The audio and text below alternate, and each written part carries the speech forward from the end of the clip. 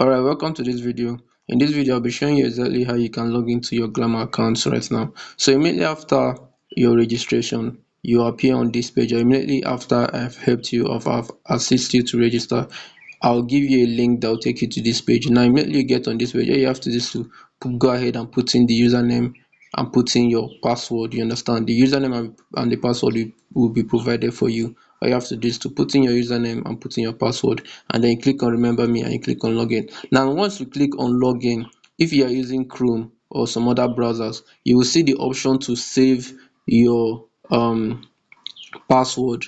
Make sure you click on save so that you won't forget it. So that's exactly how you can actually log into your account on Glamour. Now let me log into my account and show you guys how the interface will look when you log in. Alright, so immediately you log into your Glamour account, your account will look something like this. You understand?